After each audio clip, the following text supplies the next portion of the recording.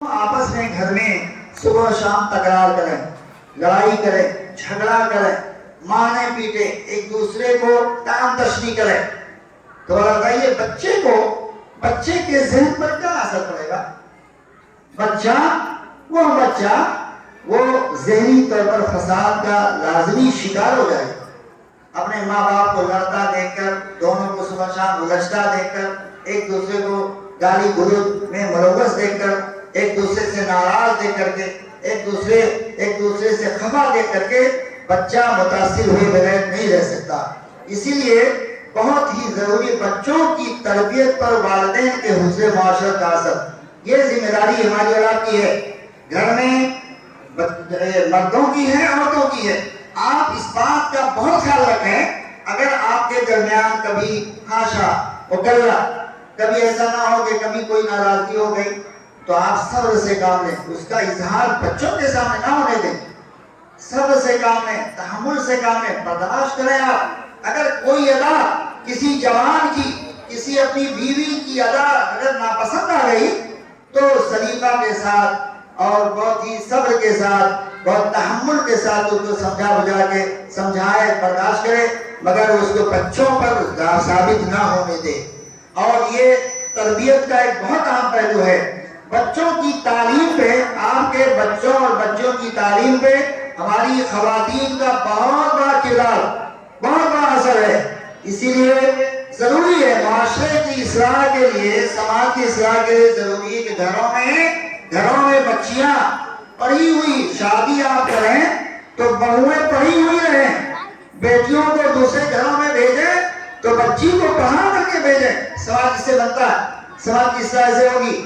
اور پڑھنے والی بچیاں، پڑھنے والی مائیں، پڑھنے والی جو ہے خواتین، یہ اپنے بچوں کی جو تربیت کرتی ہیں صبح و شام، مدرسوں میں وہ تربیت نہیں ہو پاتی۔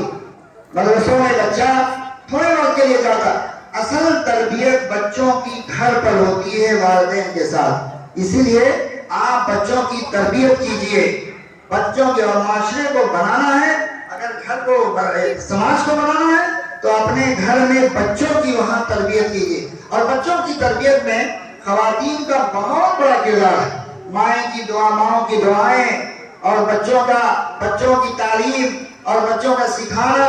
بچے ماں کے ہاتھ میں ہمیشہ ہوتے ہیں۔ بچے جب چھوٹے ہوتے ہیں تو ماں کے ہاتھ میں ہوتے ہیں، اور ماں کے بڑے وفادار ہوتے ہیں۔ ماں اگر بچوں کو پیار محبت کے ساتھ اگر اچھے آداب سکھاتی ہے تو کوئی ایسا بچہ یا بچی نہیں ہے جو اچھے آداب سے متصف نہ ہو۔ اسی لیے بچوں کی تعلیم میں اور بچوں کی تربیت میں ماں کا بہت بڑا کردار ہے۔ ایک تیسری چیز، ہم اور آپ گھروں میں دیکھیے، سماج کی اصلاح کے لیے ضروری ہے کہ ہم اور آپ شریعت کے پابند ہوں، اللہ رب العالمین کی بندگی کریں۔ اللہ تعالیٰ کی بندگی میں سب سے بڑی چیز، سب سے اہم چیز کیا ہے؟ عبادتوں میں نماز ہے، سب سے بڑی چیز نماز ہے۔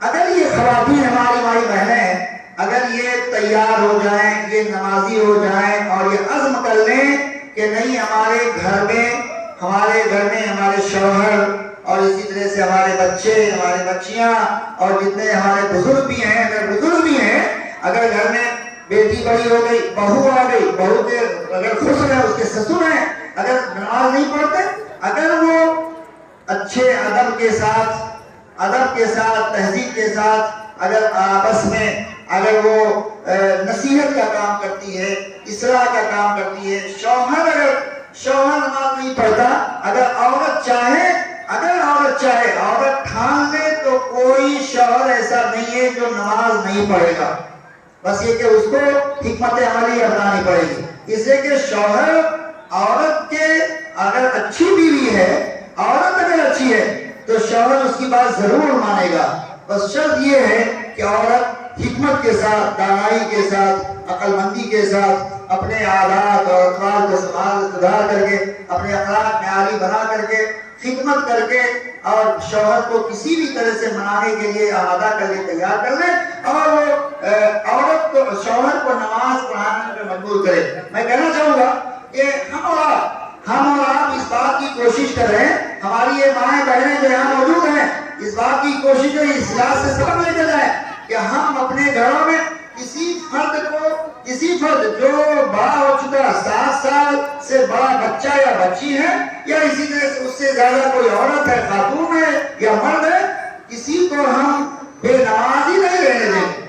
اگر عورتیں ہماری یہ مائیں اور بہنیں اگر یہ ٹھان لیں تو میں یقین کے ساتھ کہہ رہا ہوں، اگر یہ عزم کر لیں، یہ ٹھان لیں، اپنا یہ دعوتی کردار نبھائیں، اگر اپنا یہ تربیتی پہلو اجاگر کریں اور اگر یہ عزم کے ساتھ وہ کوشش کریں تو سارے گھروں میں سب نمازی بن جائیں گے سارے زمان۔ تو نماز کے سلسلے میں مردوں کے مقابلے میں مردوں کا کردار اپنی جگہ، لیکن عورتوں والا کردار بہت ہی بڑا ہے، بہت زیادہ ہے۔ آخری بات میں کہہ رہے ختم کروں گا کہ نماز کے ساتھ ساتھ منکرات کی تردید، منکرات اور فسادات جو ہیں، بچے ہوں یا بچیاں ہوں، جتنے بھی فتنے ہیں، فتنے کے اسباب، فتنے کے جو محرکات اور فتنے کے جو وسائل ہیں، ان تمام وسائل پر ہماری ماں اور بہنوں کی کڑی نگاہ ہونی چاہیے، اور خاص طور سے یہ موبائل ہے۔ آج موبائل جو گھروں میں ہے، اس کے ذریعے سے ہماری ماں میں، بہنوں میں، بیٹیوں میں اور یہاں تک کہ بزرگوں میں، نوجوانوں میں بہت زیادہ فساد، بچوں میں بہت ہی زیادہ فساد بھرا جا رہا ہے۔ یہ بہت ہی بڑی مہلک بیماری ہے۔ اس کی خطورت کو اور اس کے نقصانات کو اگر ہماری مائیں اور بہنیں اچھی طرح سے سمجھ لیں تو میں سمجھتا ہوں کہ معاشرے کی اصلاح میں ایک بہت بڑا کردار نبھانے والی ہو جائیں گی، اور ہم لوگ باہمی طور پر معاشرے کی اصلاح کے لیے یہ جو اجلاس کر رہے ہیں اور اس طرح کے جو دوسرے پلان تیار کر رہے ہیں، اس میں ہم لوگ کامیاب ہوकर نظر آئیں گے۔ اور وہ حدیث ہم نے جو شروع میں پیش کی تھی کہ اللہ کے رسول صلی اللہ علیہ وسلم نے بیان فرمایا تھا کہ تم میں کا ہر انسان تم میں کا نگراں ذمہ دار ہے، اور اپنی اس ذمہ داری کے تعلق میں سوال کیا جائے گا۔ مرد بھی نگراں ذمہ دار ہے، سوال کیا جائے گا، عورت بھی اپنے گھر کے شوہر کے گھر کی ذمہ دار ہے، اسے سوال کیا جائے گا۔ ہم لوگ سارے لوگ نگراں ہیں، اس پوچھا جائے گا۔ جوابدہی کے احساس، جوابدہی کا ہمیں احساس ہونا چاہیے، اور ہم اپنے معاشرے کی، اپنے گھر کی اصلاح کے لیے جتنا بھی ہم سے ممکن ہو سکے اس کی ہمیں انفرادی طور پر کوشش کرنی چاہیے۔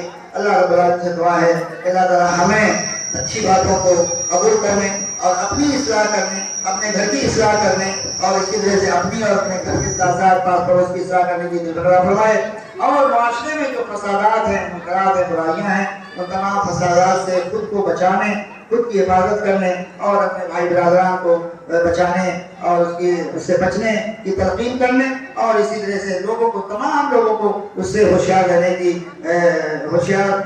کی ہدایت کرنے کے اللہ تعالیٰ ہمیں توفیق عطا فرمائے۔ آمین۔ تقبل رب العالمین۔ اقول قولی ھذا واستغفر لي ولكم ولسائر المسلمين فاستغفروه انه هو الغفور الرحيم۔ السلام علیکم ورحمۃ اللہ وبرکاتہ۔